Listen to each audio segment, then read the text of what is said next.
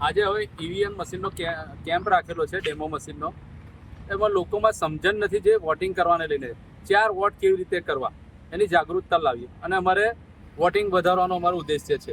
એટલે અમારી કોંગ્રેસ પાર્ટીની ટીમ એટલે વિસ્તારમાં અમે ગયેલા, લોકોને સમજણ નથી, જે અમારા સ્લમ વિસ્તાર છે જેમને કંઈ સમજણ નથી. એટલે અમે અમારા સ્લમ વિસ્તારમાં કલાલી, અટલાદરા, બીલ, પરશુરામ ભઠ્ઠો, અકોટા જે સ્લમ વિસ્તાર છે ત્યાં અમે જઈશું આ મશીન લઈને અને લોકોને સમજણ આપીશું કે 4 વોટ કેવી રીતે કરવા. એનાથી વોટિંગ બી અમારું વધશે, અમારી પાર્ટીનું બી સારું એક કેમ્પેનિંગ થઈ જશે. તે આ રીતે જાગૃતતા લાવીશું લોકોમાં અને લોકોને કહીશું કે વોટ આપવો એ અધિકાર છે આપણો. અને આ વખતે વોટ આપણે ભગવાનના નામ પર જે વોટ માગે છે એમને જોઈને વોટ ના આપતા આપણે રોડ, રસ્તા, ગટર એને જોઈને વોટ આપજો. કેમ કે આપણા વિસ્તારની હાલત આપણને ખબર છે શું છે, શું સમસ્યાઓ છે. છેલ્લા 2 વર્ષથી અકોટા મુજવાડા રોડ 2 વર્ષથી બંધ છે, એને જોઈને વોટ આપજો.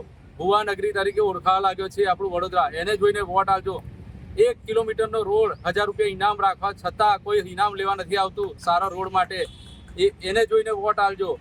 પાણીની સમસ્યાઓ, ગંદુ પાણી આવી રહ્યું છે, ભર ઉનાળે જ્યાં ત્યાં ખાડાઓ લીકેજ થઈ જાય છે, એના જોઈને વોટ આપજો. રોડ ખોદી કાઢ્યા પછી પૂરવા નથી આવતા, એના માટે વોટ આપજો. ગેસના બોટલને યાદ રાખીને વોટ આપજો.